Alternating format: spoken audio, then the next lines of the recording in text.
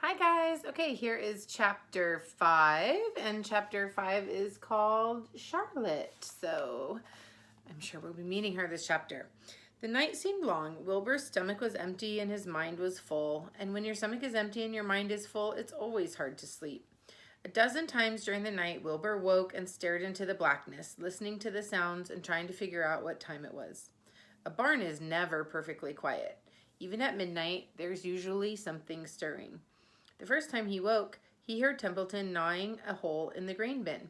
Templeton's teeth scraped loudly against the wood and made quite a racket. That crazy rat, thought Wilbur. Why does he have to stay up all night grinding his clashers and destroying people's property? Why can't he go to sleep like any decent animal? The second time Wilbur woke, he heard the goose turning on her nest and chuckling to herself. "What time is it?" whispered Wilbur to the goose. "Probably obbly, about 11:30, said the goose. "Why aren't you asleep, Wilbur?" "Too many things on my mind." "Well," the goose said, "that's not my trouble. I have nothing on my mind at all, but I've too many things under my behind. Have you ever tried to sleep while sitting on 8 eggs? "No," replied Wilbur. "I suppose it is uncomfortable. How long does it take a goose egg to hatch?" Approximately 30 days, all told," answered the goose, "but I cheat a little. On warm afternoons, I just pull a little straw over the eggs and go out for a walk." Wilbur yawned and went back to sleep. In his dreams, he heard again the voice saying, "I'll be a friend to you. Go to sleep. You'll see me in the morning." About half an hour before dawn, Wilbur woke and listened. The barn was still dark, the sheep lay motionless, and even the goose was quiet. Overhead, on the main floor, nothing stirred. The cows were resting, the horses dozed, Templeton had quit work and gone off somewhere on an errand, and the only sound was a slight scraping noise from the rooftop, where the weather vanes swung back and forth. Wilbur loved the barn when it was like this, calm and quiet and waiting for light. Day is almost here, he thought. Through a small window, a faint gleam appeared. One by one, the stars went out. Wilbur could see the goose a few feet away. She sat with head tucked under a wing, and then he could see the sheep and the lambs, and the sky lightened. "Oh, beautiful day, it is here at last. Today I shall find my friend." And Wilbur looked everywhere. He searched his pen thoroughly. He examined the window ledge, stared up at the ceiling, but he saw nothing new. And finally, he decided he would have to speak up. He hated to break the lovely stillness of dawn by using his voice, but he couldn't think of any other way to locate the mysterious new friend who was nowhere to be seen. So Wilbur cleared his throat. "Attention, please," he said in a loud, firm voice. "Will the party who addressed me at bedtime last night kindly make himself or herself known by giving an appropriate sign or signal?" Wilbur paused and listened, and all the other animals lifted their heads and stared at him. And Wilbur blushed, but he was determined to get in touch with his unknown friend. "Attention, please," he said. "I will repeat the message.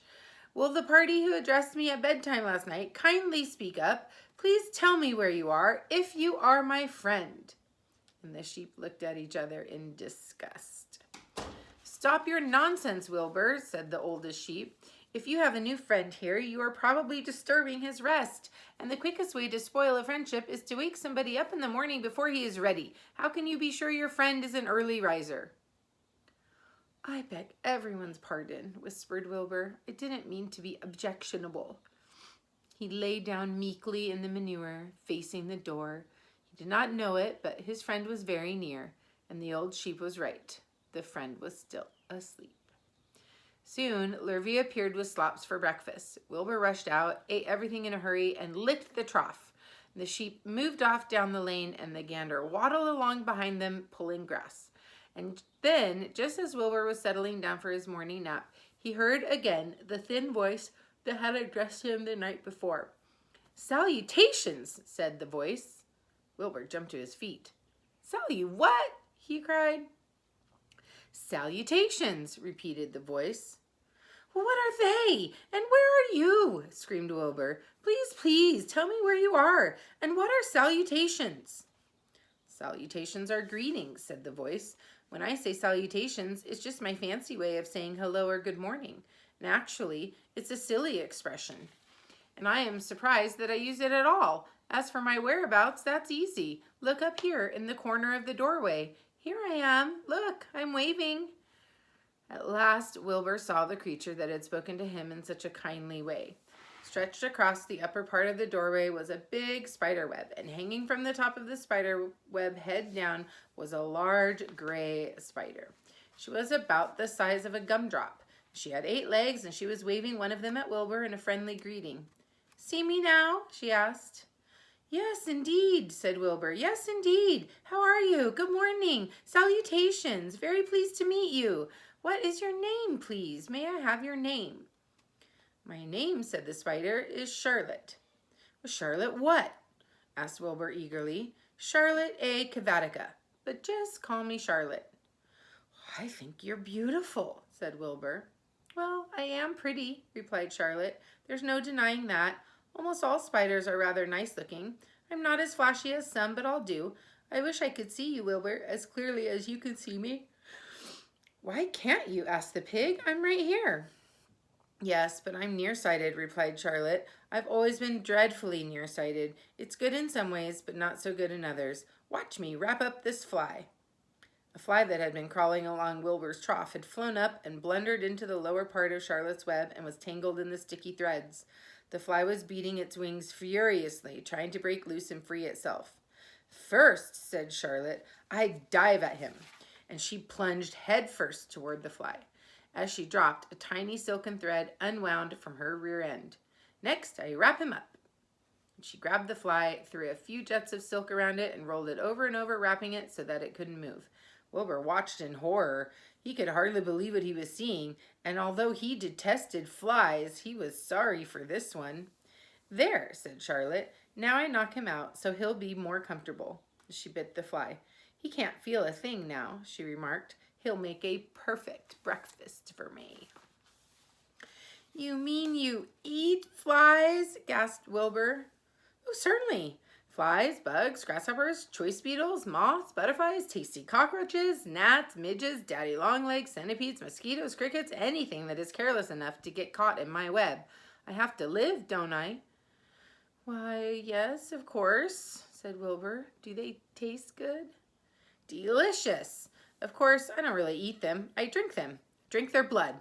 I love blood," said Charlotte, and her pleasant, thin voice grew even thinner and more pleasant.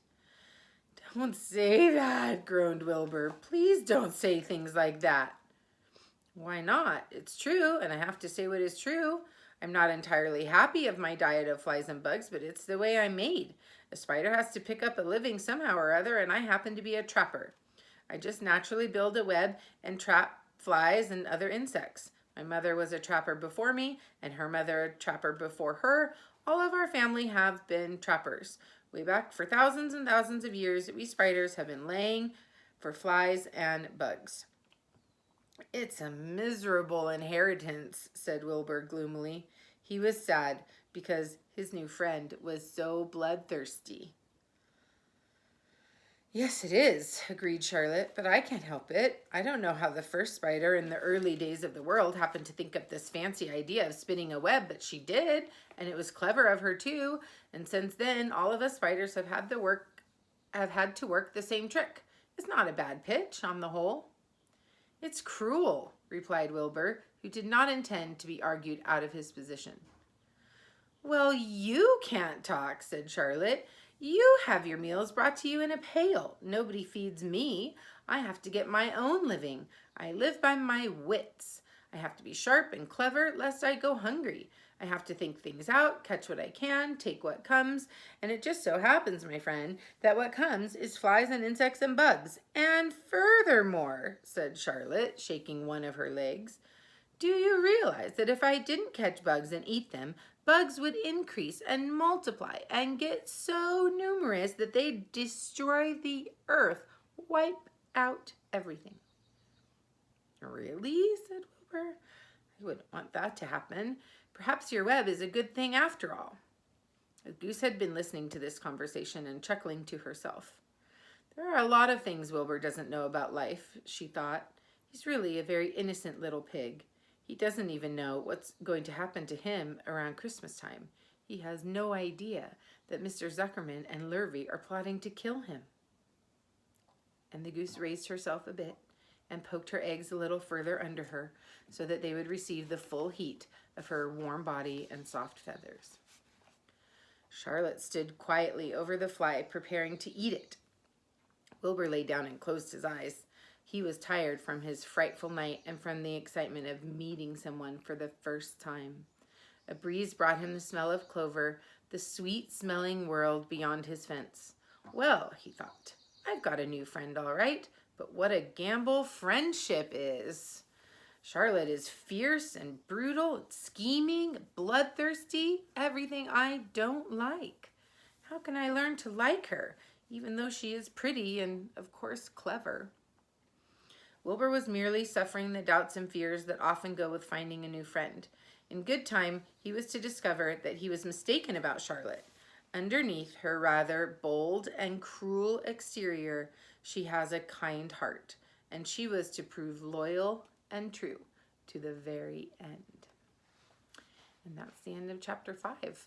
That was a really good chapter for talking about the themes that we're talking about in this book. And again, a theme is just the message that the author is giving. It's not something that he really writes about in words so much as it's just the impression and the message given from reading the whole story put together. And we talked about love being a central theme of Charlotte's Web, and then friendship also. So right now we have the start of a new friendship, kind of a strange one because Wilbur is a little bit afraid of Charlotte, but he's very intrigued by her and interested in her, and he definitely wants a friend. So we'll see how this friendship theme plays out.